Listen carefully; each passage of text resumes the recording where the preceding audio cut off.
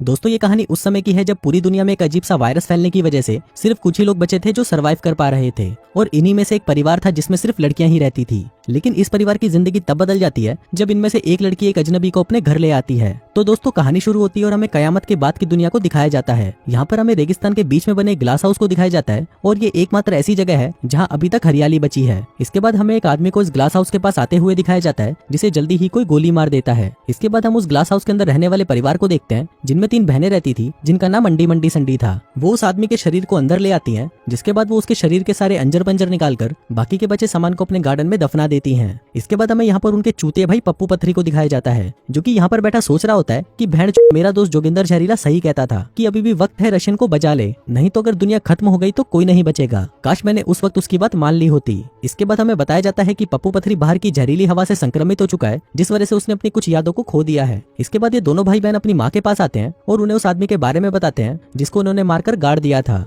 इस पर उनकी माँ उन्हें कहती है कि इनका राजू नाम का एक और भाई था जो कि कई सालों पहले घर छोड़कर भाग गया था। अब यहाँ पर ये सभी घर वाले मिलकर कुछ अजीब सा रिचुअल करते हैं जो कि इनकी यादों को ताजा रखने में इनकी मदद करता है। अब अगले दिन अंडी जंगल में पहरा दे रही होती है, तभी उसकी नजर एक और अजनबी पर पड़ती है जो कि उसके पास ही आ रहा था और बेहोश होने से पहले वो अपना मास्क उतार देता है। अब यहाँ पर अंडी उसे मारने की बजाय उसे ग्लास हाउस के अंदर ले जाने का फैसला करती है। फिर जब ये सब उसकी माँ को पता चलता है तो वो काफी गुस्सा होती है और उन्हें कहती है कि जल्दी से उस बिल्ली वाले को मारकर फेंक दो। लेकिन अब अंडी चाहती थी कि वो आदमी उनके साथ ही रहे क्योंकि अब इनको भी कोई ऐसा चाहिए था जो उनकी तड़पती बिल्ली को शांत कर सके। अब क्योंकि उनकी माँ को भी मजदूरी करे काफी साल हो चुके थे और उसका कुआं भी सूख चुका था, इसलिए वो अपने कुएं को भी गीला करवाने के लिए उस आदमी को यहाँ पर रोकने के लिए मान जाती है। इसके बाद इनकी माँ इन्हें बताती है कि घायल आदमी के पैरों पर टांके कैसे लगाए जाते हैं। फिर हम देखते हैं कि रात में पप्पू पथरी की माँ उसे बिस्तर से बांध दिया करती थी क्योंकि उसे रात को मजदूरी वाले सपने आते थे। लेकिन जब अगली सुबह पप्पू पथरी की आंख खुलती है तो वो ये देखकर हैरान हो जाता है कि रात को उसकी पिचकारी ने सारा पानी उसकी पैंट में ही छोड़ दिया। अब क्योंकि पप्पू पथरी का ये काम रोज का बन चुका था इसलिए उसकी गीली चादरें साफ करते करते उसकी बहनें काफी परेशान हो चुकी थी। फिर अगली सुबह वो तीनों उस आदमी की पट्टियां बदलती हैं। जिस दौरान जब मंडी पानी लेने के लिए जाती है तो अंडी उस आदमी को घूरने लगती है क्योंकि उसने पहली बार इतने बड़े हथियार वाले किसी आदमी को देखा था।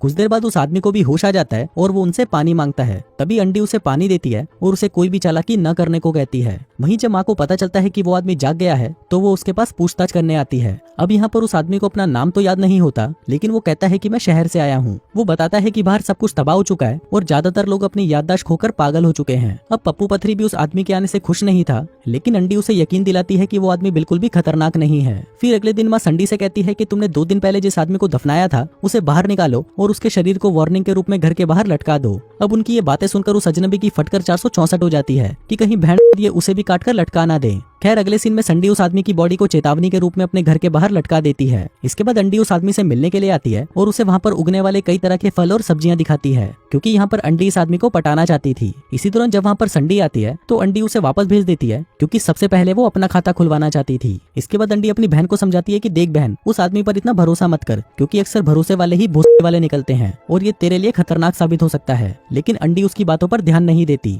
फिर अगले दिन हम संडी को देखते हैं जो उस आदमी से पूछती है कि तुम मुझे बताओगे कि घोड़ा कैसा दिखता है। तभी वो आदमी उसे कहता है कि रुक, मैं अभी तुझे पैंट खोलकर अपना काला घोड़ा दिखाता हूँ। लेकिन फिर वो अपना मन बदल लेता है और उसे कहता है कि तुम मुझे चाकू ला कर दो, मैं तुम्हें लकड़ी का एक घोड़ा बनाकर दिखा दूंगा। तभी उसकी बात मानकर संडी बगीचे में जाकर अपनी बहनों से छुपते छुपाते एक चाकू उठा लाती है। फिर जब वो आदमी लकड़ी का घोड़ा बना रहा था तभी उसे पप्पू पथरी भी देख रहा था। इसके बाद वो आदमी पप्पू पथरी को सिखाता है कि घोड़े के टुकड़ों को कैसे जोड़ना है, जिस पर पप्पू पथरी भी वैसा ही करता है। लेकिन फिर वो ऐसा कर नहीं पाता तो वो गुस्से में वहाँ पर तोड़फोड़ करना शुरू कर देता है और कहता है कि बहन मुझसे नहीं होता ये सब बकवादी, मुझे तो बस बजाने के लिए एक रशियन दे दो। तभी अपने भाई का पागलपन देखकर अंडी उस आदमी को खोल देती है ताकि वो उसके भाई को कंट्रोल कर सके। तभी ये सब देखकर उसकी माँ को भी यकीन हो जाता है कि ये अजनबी उनके लिए खतरा नहीं है और इसलिए अब वो उसे भी अपने परिवार में आजादी से रहने देने का फैसला करती है। फिर अगले सीन में हम देखते हैं कि रात हो जाती है और वो आदमी अंडी से मिलने उसके कमरे में जाता है। यहाँ पर अंडी उसे राजू कहकर बुलाती है। इस पर वो आदमी कहता है कि नहीं, मैं राजू नहीं हो सकता क्योंकि मैं तुमको अपनी बहन नहीं मानता और न ही मैं तुम्हारे लिए ऐसा महसूस करता हूँ। फिर अगले दिन अंडी उस आदमी को ब्रश लाने के लिए कहती है। इसके बाद जब वो ब्रश लेने जाता है तो वो वहाँ पर संडी को देखता है जिसके हाथ में एक मेमोरी बॉक्स था। अब संडी यहाँ पर उस आदमी से काफी नाराज थी क्योंकि उसने उसकी दोनों बहनों के साथ तो काफी समय बिता लिया था, लेकिन उस पर वो अभी तक थूका भी नहीं था। फिर अगले सीन में उनकी माँ उस अजनबी से मिलने के लिए आती है और उसे कहती है कि आदमी इतने शरीफ कभी नहीं होते, क्योंकि वो बहन के लिए हमसे कुछ ना कुछ चाहते ही हैं, और मुझे लगता है कि तुम भी हमसे कुछ ना कुछ चाहते हो। शायद तुम अंडी के साथ मजदूरी करके उसे प्रेग्नेंट करना चाहते हो। वो उसे कहती है कि तुम उसे बजा तो सकते हो, पर ये याद रखना कि अगर तुमने उसे बजाया तो तुम्हें मुझे भी बजाना पड़ेगा। फिर अगले दिन हम मंडी को देखते हैं, जो कि गार्डन में उस आदमी और अपनी बहन अंडी को दबा दबा कर मजदूरी करते हुए देखती है। अब उन्हें ऐसा करते हुए देख उसकी बिल्ली भी गीली होने लगती है और तभी उसे कुछ याद आता है।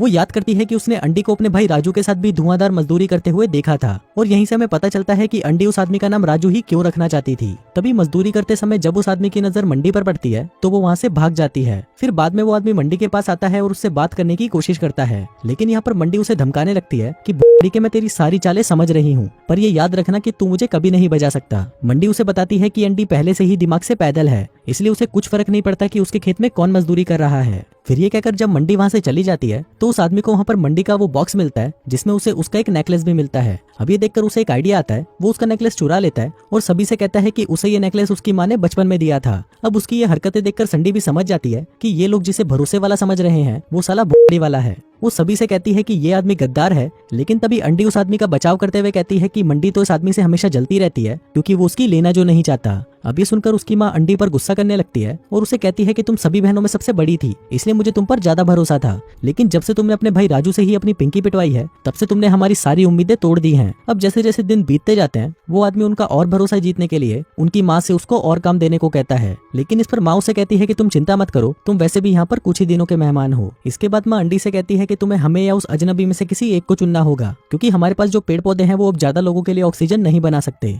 अभी सुनकर अंडी परेशान हो जाती है क्योंकि वो उस आदमी को भी खोना नहीं चाहती थी, इसलिए वो उसे कहती है कि अगर तुम यहाँ से चले जाओगे तो मैं भी तुम्हारे साथ जाऊंगी। इसके बाद हम पप्पू पथरी को देखते हैं, जो कि मंडी के बिस्तर पर चढ़कर उसके साथ मजदूरी करने की कोशिश करता है, लेकिन तभी मंडी उसे रोक देती है क्योंकि अभी उसका ये सब करने का मूड नहीं था। फिर जब इसके बारे में उस अजनबी को पता चलता है तो वो मंडी से कहता है कि तुम्हें अपने चूतिया भाई की देखभाल करने की कोई जरूरत नहीं है, क्योंकि उसे भी अपनी ठरक मिटाने का पूरा अधिकार है। फिर अगले दिन वो आदमी उनकी माँ से मिलने जाता है और उसे कहता है कि पप्पू पथरी चूतिया होता जा रहा है, कल ही उसने अपनी बहन को रगड़ने की कोशिश की, इसलिए तुम्हें मेरी जगह उसे बाहर भेजना चाहिए। लेकिन उसकी माँ अपने बेटे पर उस अजनबी से ज्यादा भरोसा करती थी, इसलिए वो उसकी बात नहीं मानती। फिर कुछ देर बाद रात हो जाती है और वो अजनबी फिर से उनकी माँ से मिलने आता है। उनकी माँ को लगता है कि शायद वो अपना हथियार पीछे से डालेगा, लेकिन तभी वो आदमी उसकी माँ को पकड़ लेता है और उसका गला घोटकर उसे मार डालता है। इसके बाद वो आदमी उसकी बॉडी को पप्पू पथरी के पास जाकर रख देता है ताकि लोगों को ये लगे कि उसे पप्पू पथरी ने मारा है, लेकिन ये सब देखकर पप्पू पथरी डर जाता है और उस आदमी पर हमला कर देता है। तभी उनकी आवाज सुनकर सभी बहनें वहाँ पर पहुंच जाती हैं और ये जानकर रोने लगती है कि उनकी माँ मर चुकी है। फिर जब सभी लड़की अपनी माँ का फ्यूनरल कर रही होती हैं तो इसी दौरान वो आदमी पप्पू पथरी को बांध देता है, जिसके बाद वो घर की खिड़कियां खोल देता है ताकि पप्पू पथरी अपनी सारी याददाश्त भूल जाए। वो उसे कहता है कि मैं तुम्हें ये याद रखने बिल्कुल नहीं दे सकता कि उस बुढ़िया को मैंने मारा है। फिर वो अजनबी उसे यहाँ पर ये भी बताता है कि मुझ पर इस वायरस का कोई असर नहीं होता, इसलिए मैं अपनी याददाश्त नहीं भूल सकता। वहीं दूसरी तरफ अंडी उस बॉक्स को देखने लगती है और उसे ये देखकर वो टाइम याद आता है जब वो जंगल में पहरा दे रही थी। फिर जब उसने देखा कि एक आदमी उसके पास आ रहा है तब उसने उसे मार दिया था, लेकिन जब वो उसका चेहरा देखती है तो वो काफी डर जाती है क्योंकि वो आदमी उसका भाई राजू था। अब अपने भाई को मारने की दुख में अंडी इतना ज्यादा पागल हो गई थी कि उसने अपने मास्क को ही उतार दिया था, जिससे उसकी सारी यादें मिट गई थी। फिर जब अंडी इस बारे में मंडी को बताती है तो मंडी उसे कहती है कि उसे इस बारे में पहले से ही पता था, लेकिन अपनी बहन की जान बचाने के लिए उसने ये राज राज ही रखा। अब ये सुनकर अंडी को बहुत ज्यादा दुख होता है और वो अपनी इस बुरी याद को भुलाने के लिए बाहर जाना चाहती थी। वहीं मंडी उसे रोकने की बहुत कोशिश करती है, लेकिन अंडी उसकी एक नहीं सुनती। तभी वो अजनबी भी वहाँ पर आ जाता है और मंडी से अंडी को बाहर जाने देने के लिए कहने लगता है। इसके बाद उन दोनों को ये भी पता चलता है कि पप्पू पथरी अपनी सारी याददाश्त खो चुका है। इसके बाद जब अंडी बाहर जाकर अंदर आती है तो वो काफी खुश लग रही थी, जैसे कि कुछ हुआ ही ना हो। उधर मंडी यहाँ पर दुखी थी क्योंकि ये जगह धीरे धीरे उनकी याददाश्त को भुला देगी और सिर्फ वही यहाँ पर अकेली बचेगी जिसे सब कुछ याद रहेगा। लेकिन तभी वो आदमी उसे सहारा देते हुए कहता है कि मुझे भी तुम्हारी तरह सब याद रहेगा।